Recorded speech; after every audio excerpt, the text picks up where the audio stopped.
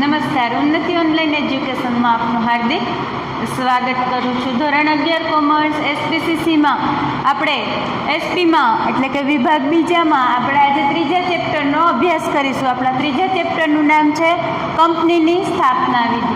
અત્યાર સુધી આપણે સેક્રેટરીયલ પ્રેક્ટિસ શું છે અને સેક્રેટરીના એમાં કાર્યો શું છે એ વિશે અભ્યાસ કર્યો. હવે આજે આપણે જે કંપની માટે સેક્રેટરીની જરૂર પડે છે અથવા તો આપણા વિભાગનું નામ સેક્રેટરીયલ પ્રેક્ટિસ એવું છે, તો એમાં કંપની શું છે, કંપનીની સ્થાપના કેવી રીતે થાય છે એની આપણે આજે જાણકારી મેળવશું. તો એના માટે સૌથી પહેલાં એની પ્રાસ્તાવિક જોશું, ત્યાર પછી એનો અર્થ, વ્યાખ્યા અને પછી કંપનીની અંદર આપણે ડિટેલ્સમાં અભ્યાસ કરીશું. તો સૌથી પહેલાં કંપનીની સ્થાપના વિધિની આપણે પ્રાસ્તવિકતાની ચર્ચા કરીએ. વાણિજ્ય વ્યવસ્થા સ્વરૂપમાં વિશાળ વેપાર માટે કંપની સ્વરૂપ ખૂબ જ અનુકૂળ વ્યવસ્થા છે. તમારું કાર્યક્ષેત્ર જ્યારે મોટું છે તમારા વેપારનું, ત્યારે એના માટે તમારે કંપનીની સ્થાપના કરવી ખૂબ જ મહત્ત્વની છે. કંપની કૃત્રિમ વ્યક્તિત્વ ધરાવે છે. યાદ રાખજો, કંપની કોઈ વ્યક્તિ નથી, એ કૃત્રિમ વ્યક્તિત્વ ધરાવે છે.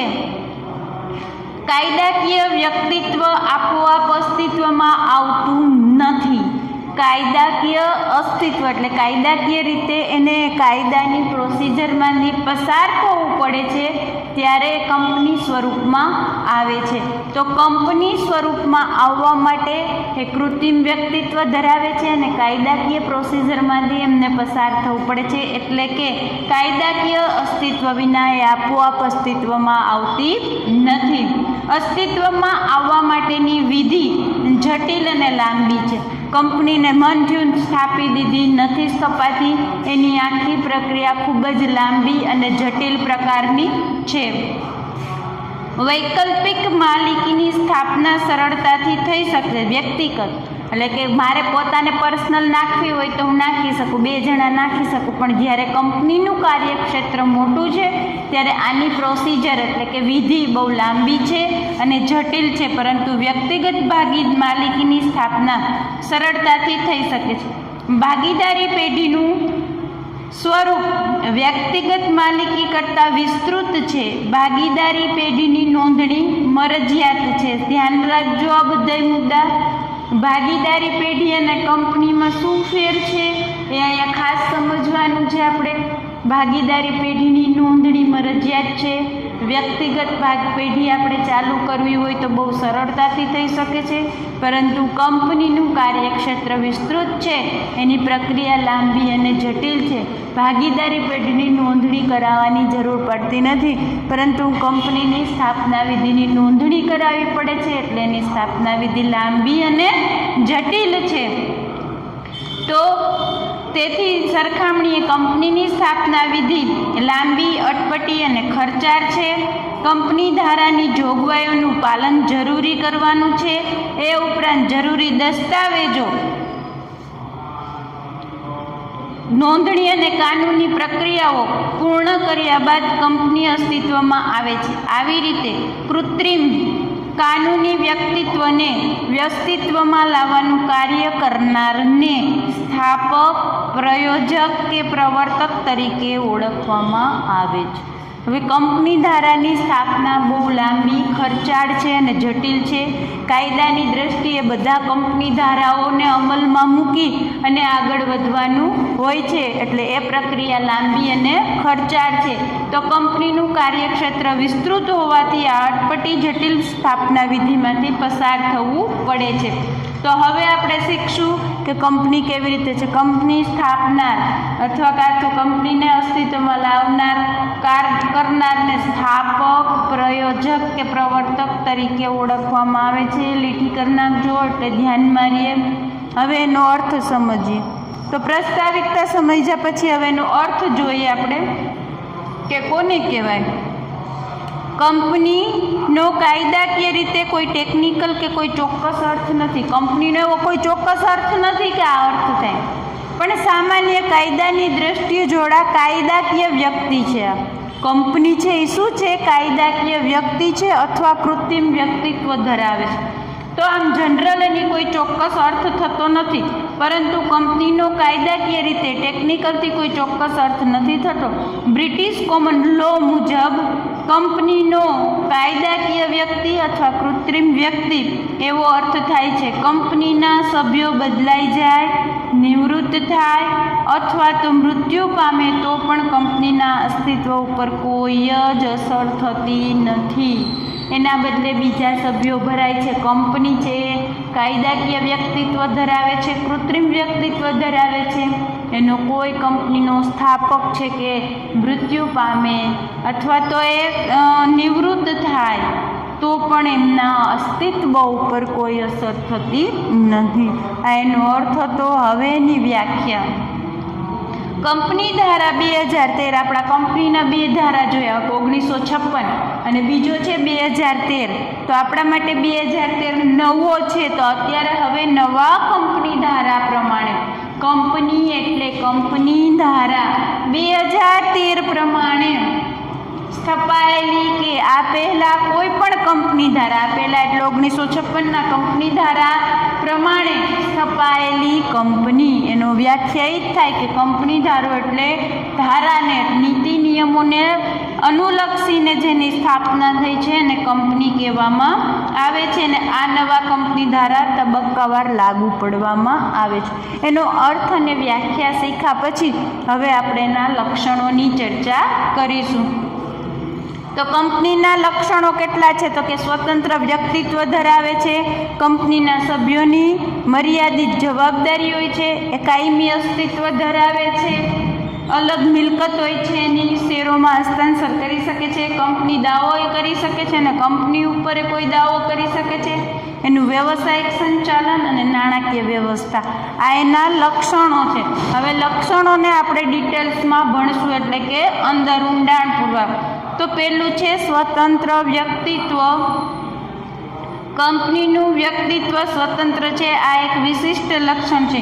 આમ કંપનીનું કાયદાકીય સ્વતંત્ર વ્યક્તિત્વ, કાયદાકીય રીતે સ્વતંત્ર છે. બીજું છે કંપનીના સભ્યોની સંખ્યા મર્યાદિત છે. કંપની કાયદાકીય વ્યક્તિત્વ ધરાવે છે. કંપની વ્યક્તિ તરીકે સંપત્તિ અને જવાબદારીની માલિક છે, પરંતુ સભ્યોની જવાબદારી તેમણે ધારેલ કરેલ શેર પૂરતી જ મર્યાદિત હોય છે, છતાં અમર્યાદિત જવાબવાળી કંપનીઓની રચના થઈ શકે છે. હવે આમાં કંપનીના સભ્યો હોય છે, કંપનીના માલિકની મેઇન જવાબદારી આવે છે. સભ્યોએ જેટલા શેર ખરીદ્યા હોય એ શેર પૂરતી એની જવાબદારી મર્યાદિત જ હોય છે. એમાં એવું નહીં કે આ થયું તો એને આવી, પણ એની મર્યાદિત જવાબદારી હોય છે. જાજી પડતી એના ઉપર જવાબદારીઓ હોતી નથી કંપનીના સભ્યો. પણ ઘણીવાર કંપનીમાં કેટલીક અમર્યાદિત, એટલે કે જેમાં મર્યાદાઓની સીમા હોતી નથી, કે મર્યાદિત જવાબદારી જ હોય છે, થોડીક જ હોય છે, એના ઉપર જાજી જવાબદારી હોતી નથી કંપનીમાં. પણ એવી અલગથી પણ હોય છે કે જેમાં અમર્યાદિત જવાબદારી. આમાં કંપનીની સભ્યોની સંખ્યા કેવી હોય છે? મર્યાદિત. કાયમી અસ્તિત્વ. કંપની કૃત્રિમ અસ્તિત્વ ધરાવતી વ્યક્તિ છે ને તે કાયમી અસ્તિત્વ ધરાવે છે. તેના સભ્યોનું મૃત્યુ કે માંદગીમાં કંપનીનું અસ્તિત્વ ઉપર કોઈ અસર થતી. કંપની એક વખત સ્થપાઈ ગઈ પછી એની કાયમી સ્થાપના થઈ ગઈ એટલે કાયમી થઈ ગઈ. હવે એના સભ્યો કે એના માલિકનું મૃત્યુ થાય કે એ નિવૃત્ત થાય તો પણ કંપની ઉપર કોઈ અસર થતી નથી. ત્યાર પછી છે એની અલગ મિલકત. કંપની એક અલગ વ્યક્તિ હોવાના કારણે તે પોતાના નામે મિલકત ખરીદી શકે છે, વેચી શકે છે. કોઈ પણ શેર હોલ્ડરને કંપનીની મિલકત ઉપર અધિકાર નથી. શેર હોલ્ડર માત્ર શેરની જવાબદારી પુત્ર જવાબદાર છે, એ બીજી કોઈ જવાબદારી એના ઉપર હોતી નથી. માત્ર એક અલગ વ્યક્તિત્વ પોતાના નામે, કંપની છે એ પોતાના નામે મિલકત ખરીદી શકે છે, વેચી શકે છે. એમાં શેર હોલ્ડર હોય એના સભ્યોની કોઈ પણ દખલગીરી હોતી નથી. ત્યાર પછી છે શેરોનું હસ્તાંતર. નિયમન પત્રમાં જણાવેલ નિયમ અનુસાર કંપનીના શેરની ફેરબદલી થઈ શકે છે. આની પહેલાં મેં કીધું હતું કે મારા શેર મારે બીજા, ધારો કે હું કંપનીનો સભ્ય છું અને મારા શેરોનું હસ્તાંતર કરું છું, બીજાને વેચવું છે તો હું વેચી પણ શકું છું. મારા બીજા નામે ફેરવવા હોય તો હું ફેરવી શકું છું. એટલે કે શેરોનું હસ્તાંતર એક પરથી બીજાને આપણે આપી શકીએ છીએ. ત્યાર પછીનો પોઈન્ટ છે કંપની દાવો કરી શકે છે અને કંપની ઉપર પણ. હવે દાવાઓ ક્યારે? બીજું તમને આમાં એક નિયમન પત્ર આવ્યું તો હવે પછી આપણે આખો પાઠ નિયમન પત્રનો ભણ. નિયમન પત્ર શું છે? કંપનીનું એક આખું દસ્તાવેજ છે અને નિયમન પત્રમાં કેટલીક જોગવાઈઓ હોય છે. જેમ તમે સ્કૂલમાં જાઓ તો તમને કેમ પેમ્પલેટ આવે કે અમારી એડમિશન લેવા જાઓ ત્યારે કે આ અમારી સ્કૂલના નિયમ છે, હોમવર્ક બરાબર દેવું પડશે, બાળકે શાળાએ આવવું પડશે, યુનિફોર્મ પહેરીને એમ એના નિયમ હોય. એવી રીતે નિયમન પત્ર એક આખું કંપની ધારાની જોગવાઈ હોય છે. એમાં એના કેટલાક ધારાઓ હોય છે. એ ધારાઓને અનુલક્ષીને શું કરી છે તો કે નિયમન પત્રમાં જાણ કરી હોય તો શેરોનું હસ્તાંતર પણ થઈ શકે છે. એ ઉપરાંત છે કંપની દાવો કરી શકે છે. અને તો જો કંપની જવાબદારી ક્યારેક કાયદાની નજરમાં એક કાયદાકીય વ્યક્તિ હોવાના કારણે તે કોઈની પણ સામે કાયદાકીય પગલાં લઈ શકે છે. તેવી જ રીતે કોઈ પણ ત્રાહિત વ્યક્તિ કંપનીના કરાર ભંગ કે અન્ય કારણસર કંપની ઉપર દાવો કરે. કંપની એક કાયદાકીય વ્યક્તિ છે એટલે જો એને ક્યાંય અજુગતું લાગે તો એ દાવો કરી શકે છે. એવી રીતે કંપની પોતે ભૂલમાં હોય કે કોઈ શિસ્ત ભંગ કર્યો હોય, નિયમનો ભંગ કર્યો હોય તો અન્ય લોકો પણ કંપની ઉપર દાવો કરી શકે છે. ત્યાર પછી છે વ્યવસાયિક સંચાલન.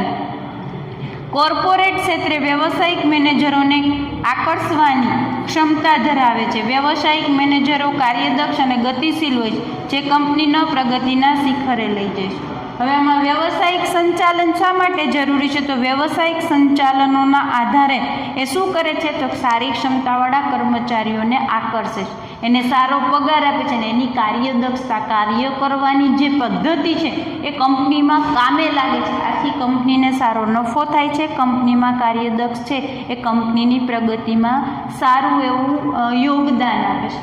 ત્યાર પછી છે નાણાકીય વ્યવસ્થા. તો કંપની શેર કે ડિબેન્ચર દ્વારા એકઠી કરેલી મૂડીને ધંધાની શરૂઆત કરી શકે છે. હવે કંપનીનું મોટું કાર્યક્ષેત્ર છે, એમને મૂડી પણ મોટી છે. આથી કંપની પોતાના શેર બહાર પાડે છે અને લોકો પાસેથી એટલે કે શેરો દ્વારા કંપની શેર અથવા તો ડિબેન્ચર દ્વારા કંપની આવું મૂડી ભેગી કરે છે અને પોતાના ધંધાની શરૂઆત કરે છે.